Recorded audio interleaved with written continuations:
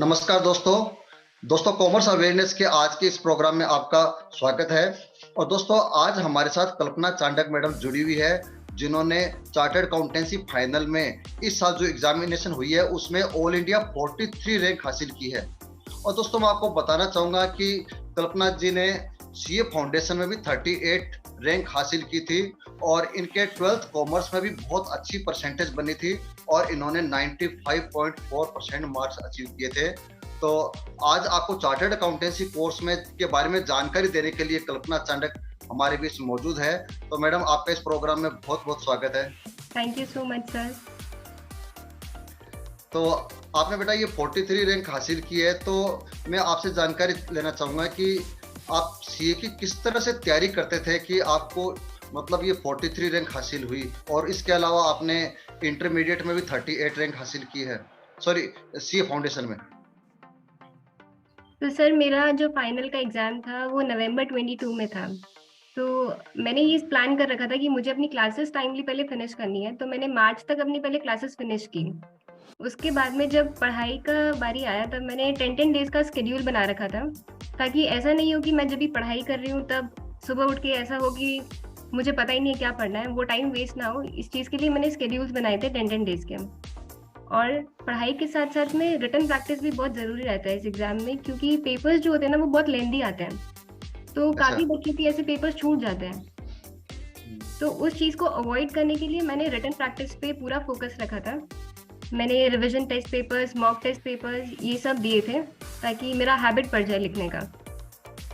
और पढ़ने के लिए जो मटेरियल था जो इंस्टीट्यूट ने पब्लिश कर रखा था ना, तो मैंने उस पे फ़ोकस रखा, क्योंकि एट द एंड इंस्टीट्यूट को चाहिए कि उनके अकॉर्डिंग प्रेजेंटेशंस वगैरह रहे, उनके अकॉर्डिंग अपने जो आंसर्स लिख रहे हैं उसका लैंग्वेज भी प्रॉपर रहे। तो तो आपने मतलब सीए के जो मॉड्यूल्स है उनको स्टडी किया था, है ना? हाँ, उन पे मेरा ज़्यादा फ़ोकस था। अच्छा, आपने सीए की पढ़ाई के लिए किसी तरह की कोई कोचिंग भी ली थी क्या? हाँ सर, मैंने जब सीए कोर्स जॉइन किया था ना, तो क्या हुआ था कि सीपीटी हट गया था और फाउंडेशन आ गया था। तो अच्छा अच्छा। फाउंडेशन के लिए मैंने लोकल इंस्टीट्यूट ही प्रेफ़र किया था अपने, समर्थ कॉमर्स क्लासेस। मैंने वहीं से अपना इंस्टीट्यूट ये कोचिंग वगैरह लिया था। और समर्थ कोचिंग क्लासेस हाँ, बीकानेर। हाँ, और फिर इंटरमीडिएट के लिए भी मैंने वही इंस्टीट्यूट प्रेफ़र किया। मैंने अपनी कोचिंग वहीं से की थी इंटरमीडिएट के लिए। और फाइनल के लिए भी वहाँ पे एक ही फैकल्टी थी एफआर की, फाइनेंशियल रिपोर्टिंग की। तो मैंने एफआर वहीं से किया और बाकी सब्जेक्ट्स के लिए मैंने ऑनलाइन क्लासेस ली थी। अच्छा, एक बार बताइएगा कि सीए में बच्चा अकाउंटेंसी में तो बहुत ज़्यादा फोकस करता है और अकाउंट्स उसकी काफ़ी सॉलिड भी होती है, लेकिन थ्योरी जैसे सब्जेक्ट्स जैसे कॉर्पोरेट अकाउंटिंग है, ऑडिटिंग है, इसमें बच्चे को काफ़ी कुछ याद करना पड़ता है। तो आपने इन थ्योरी सब्जेक्ट्स को कैसे तैयार किया था? तो सर इसके लिए मैंने क्या किया कि पहले तो अपना कंटेंट रिस्ट्रिक्ट किया कि इंस्टीट्यूट ने जितना पब्लिश कर रखा है ना, मेरे को उतना ही पढ़ना है, क्योंकि जो रेफरेंस बुक्स होती है ना उसमें एडिशनल कंटेंट बहुत होता है। तो उसको मैंने अवॉइड किया। जितना इंस्टीट्यूट ने पब्लिश कर रखा था मैंने सिर्फ उसी को पढ़ा। और साथ-साथ में क्या होता है, प्रैक्टिकल सब्जेक्ट्स तो अपने करते हैं तो वो नहीं होते हैं, लेकिन थियरी एक स्ट्रेच में करते हैं तो वो इतना एफिशिएंटली अपने नहीं कर पाते। तो जैसे-जैसे मैं प्रैक्टिकल सब्जेक्ट्स कर रही थी, 2-2 3-3 घंटा दिन में मैं थियरी सब्जेक्ट्स ये पढ़ाई साथ-साथ में कर रही थी, क्योंकि एट द एंड उसको मेमोराइज़ करना ही पड़ता। और उसके साथ-साथ में जो रिवीजन वीडियोज़ होते हैं ना यूट्यूब पे, वो काफ़ी अच्छा। टीचर्स ने डाले हुए हैं। तो अपने उसको कंटिन्यूअसली सुनते हैं ना, तो अपने दिमाग में ज़्यादा अच्छे से वो सेट हो जाता है। जब खुद से पढ़ते हैं तब इतना अच्छे से नहीं लर्न अपने रिटेन कर पाते, जितना रिवीजन वीडियोज़ को कंटिन्यूअसली अपने सुनते हैं तो कर पाते हैं। और एक और चीज़, जब मैं सपोज़ सुबह उठ रही हूँ, तो मैंने जो प्रीवियस डे में जो मैंने पढ़ा पहले उसको मैं रिवाइज़ करती थी, उसके बाद में मैं कोई नया टॉपिक स्टार्ट करती थी। और पढ़ने के लिए जो मटेरियल था मैंने सेम रखा थ्रू आउट। 6 महीने जब मैंने पढ़ाई किया, तो एक ही मटेरियल से पढ़ाई किया, ताकि क्या होता है ना अपने को ऐसे मेमोराइज़ हो जाता है कि हाँ, इस पेज पे ये वाला पोर्शन लिखा हुआ था। और मटेरियल स्विच करते हैं ना तो ये वाली चीज़ में दिक्कत रह जाती है। तो सेम ही मटेरियल मैंने पढ़ा 6 महीने के लिए। अच्छा, आप ये बताइएगा कि जैसे मतलब आपने सीए की इंटर्नशिप ली थी, तो इंटर्नशिप के साथ साथ बच्चा फिर फाइनल की भी तैयारी करता है, तो आपको मतलब जैसे टाइम को किस तरह से मैनेज करते थे, क्योंकि दिन भर तो आपको ऑडिट में भी जाना है और इंटर्नशिप में काम भी सीखना है और फिर पढ़ाई भी करनी है, तो कई बार बच्चे इसमें कुछ दिक्कत महसूस करते हैं। हाँ सर, थोड़ा डिफ़िकल्ट तो रहता है, बट मैंने ऐसे प्लान कर रखा था कि ऑफ़िस से पहले मेरे को 2.5 से 3 घंटे का क्लास तो मिनिमम कंप्लीट करना ही है। और ये चीज़ मैं डिसिप्लिन तरीके से करूँ, इस चीज़ के लिए मैं क्या चाहिए कि अपने फ्रेंड्स के साथ में मैंने क्लासेस देखी थी। क्योंकि अगर अकेले देखते हैं तो फिर वो मूड कभी-कभी ऐसा होता है कि आज स्किप कर देते हैं, कल अगले दिन थोड़ा स्ट्रेच कर लेंगे क्लासेस को। लेकिन कोई साथ में होता है तो अपने को कंटिन्यूअसली देखना ही पड़ता है उसको। तो मैंने अपने फ्रेंड्स लोगों के साथ में देखा क्लासेस, और फिर क्या, मेरे जो प्रिंसिपल थे ना वो काफ़ी कोऑपरेटिव थे इस चीज़ को लेकर के। तो जब भी वर्कलोड थोड़ा कम होता था तो मैं सर से परमिशन ले लेती थी कि सर मेरे को कल थोड़ा लेट हो जाएगा, थोड़ी क्लासेस एक्स्ट्रा देखनी है। तो सर मना नहीं करते थे। और जो 6 महीने का टाइम पीरियड मेरे को मिला प्रिपरेशन लीव का, that was more than enough. मतलब 6 महीने मैंने अच्छे से पढ़ाई किया और उसमें हो गया था। और आपने अच्छी रैंक भी हासिल की थी। हाँ। अच्छा, आपने आर्टिकलशिप के लिए कौन सी फर्म चुनी थी और आपको क्यों लगा कि ये मेरे लिए दी बेस्ट है? तो मैंने आर्टिकलशिप के लिए सुराना एंड कंपनी ज्वाइन किया था। मेरे को एक्चुअल में हर फील्ड के बारे में थोड़ा-थोड़ा नॉलेज चाहिए था। इसीलिए मैंने मिड साइज़ फर्म जॉइन किया ताकि मेरे को ऑडिट का भी थोड़ा पता रहे, डीटी भी पता रहे, आईडीटी का भी थोड़ा मैं एक्सप्लोर कर पाऊँ, इस चीज़ के लिए। मतलब आपको अलग-अलग जैसे ऑडिटिंग हो गया, टैक्सेशन हो गया, सभी तरह की जानकारी मतलब सुराना फर्म से आपको मिली थी। हाँ। अच्छा बेटा, कई बार हम लोग सुनते हैं कि कई बच्चे ऐसा कहते हैं कि सीए की कोर्स बहुत ही टफ है, पढ़ाई बहुत ही टफ है। तो क्या वाक़ई में आपको ऐसा लगता है कि सीए की पढ़ाई टफ है? सर टफ थोड़ा तो है, लेकिन टफ किस सेंस में है कि अपने जब पढ़ते हैं ना तब सारे कॉन्सेप्ट समझ में आते हैं।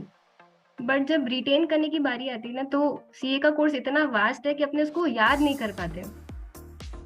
तो अगर प्रॉपर स्ट्रैटेजीज हो, अपने प्रॉपर नंबर ऑफ रिविजन्स अपने ने प्लान कर रखे हैं, तो अपने उसको क्रैक कर सकते हैं। जैसे मैंने सोच रखा था कि एग्जाम से पहले कम से कम मेरे को 3 बार रिविजन हर सब्जेक्ट का देना ही है। तो मैंने अच्छा। उसी अकॉर्डिंग मैंने अपना शेड्यूल बनाया था, और 3 रिविजन्स में मेरे को ऐसा था कि हाँ, अब मेरे को कॉन्फिडेंस है कि मैं पेपर लिख सकती हूँ। तो अगर आपने मतलब प्रॉपर स्ट्रेटेजी अगर आप बनाते हैं, रिवीजन आप अगर करते हैं और प्रॉपर टेस्ट वगैरह देते हैं तो विल मतलब बी एबल टू ऐसा नहीं क्लियर कि बच्चा आराम से निकल जाएगा, क्यों? आराम से। हाँ। अच्छा, आपने सीए फाइनल अच्छे से मतलब कर लिया है कंप्लीट, तो अभी आपको जॉब अपॉर्चुनिटीज के बारे में भी कुछ पता आपने किए होगा कि अभी सीए में किस तरह का मार्केट का रुझान चल रहा है, किस तरह की अपॉर्चुनिटीज स्टूडेंट्स को मिल रही है। तो आप बच्चों को बताएगा कि किस तरह से बच्चे इस सीए को कोर्स करने के बाद में अपने लिए नई नई अपॉर्चुनिटीज तलाश कर सकते हैं। जॉब के पर्सपेक्टिव से देखें तो स्टार्ट ऑडिट तो एक ऑप्शन है ही, ऑडिट जो है। बट अभी ना management consultancy, due diligence, forensic audit और टैक्स एडवाइजरी, ये कुछ ऐसे फील्ड्स हैं जो अभी काफ़ी लोग एक्सप्लोर कर रहे हैं इस चीज़ को। तो rather than doing start audit only, इन फील्ड्स को एक्सप्लोर करना चाहिए। और क्योंकि ये साथ साथ में बहुत ल्यूक्रेटिव भी है, अच्छा पैकेज भी ये फील्ड्स ऑफर करती हैं, और खुद का बिजनेस करे तो फिर तो बेस्ट है। हाँ। अच्छा, अभी जो बच्चे सीए का कोर्स कर रहे हैं या फिर अभी जो बच्चे 12th के बाद सीए का कोर्स करने की सोच रहे हैं, उन बच्चों के लिए आप क्या मैसेज देना चाहेंगे कि वो भी आपकी बात को सुन करके मोटिवेटेड हो और सीए की पढ़ाई को अपनी कंप्लीट कर पाए, और वो भी फर्स्ट अटेम्प्ट में? तो मैं बोलूँगी सर कि अपने हार्डवर्क में कोई कमी नहीं रखना, मतलब अपना 100% देना चाहिए, ताकि अपने सेटिस्फाइड रहे कि हाँ, हमने अपनी तरफ से पूरी कोशिश की थी। लेकिन सिर्फ हार्डवर्क से नहीं होता, कंसिस्टेंसी भी बहुत ज़रूरी है। कोई बच्चा ऐसे यस। सोचे कि हम 2 महीने में पढ़ के क्रैक कर लेंगे एग्ज़ाम, तो दैट इज़ नॉट पॉसिबल। तो कंसिस्टेंसी बहुत ज़रूरी है। एंड साथ-साथ में अपने जब पढ़ाई कर रहे होते हैं ना, तो अपने आप को किसी और से कंपेयर नहीं करना चाहिए कि मेरे फ्रेंड्स लोगों ने इतना पोर्शन कवर कर लिया, मैंने अभी तक इतना ही किया है। तो इससे क्या होता है ना, सिर्फ स्ट्रेस होता है। तो बच्चे को अपने आप पे और अपनी कैपेबिलिटीज़ पे भरोसा होना चाहिए, एंड पढ़ाई के साथ-साथ में अपनी हेल्थ का, mental health plus physical health, दोनों का ध्यान रखना। थैंक यू कल्पना। तो बच्चों, अभी आपने कल्पना चांडक को सुना जो कि बीकानेर से है और इन्होंने चार्टर्ड अकाउंटेंसी कोर्स में फाइनल में ऑल इंडिया 43 रैंक हासिल की है। तो जिस तरह से इन्होंने 43 रैंक हासिल किया और उन्होंने जो टिप्स आपको दिए हैं, अगर आप उस टिप्स को पालन करते हैं तो मान के चलेगा कि कोई बच्चा सीए को फर्स्ट अटेम्प्ट में क्लियर कर सकता है। और जो बच्चे ज़्यादा मेहनत करते हैं, स्ट्रेटेजी के अनुसार काम करते हैं, तो मान के चलेगा कि जो सीए की 50 जो रैंक बनती है उनमें से किसी भी एक रैंक पर बच्चा पहुंच सकता है। तो इस प्रोग्राम को देखने के लिए आप सबका बहुत बहुत धन्यवाद। और जिन्होंने अभी तक इस कॉमर्स अवेयरनेस चैनल को सब्सक्राइब नहीं किया है, उनसे मैं रिक्वेस्ट करूंगा कि कॉमर्स अवेयरनेस चैनल को सब्सक्राइब करें, ताकि आपको नई नई जानकारी कॉमर्स फील्ड के बारे में मिल सके।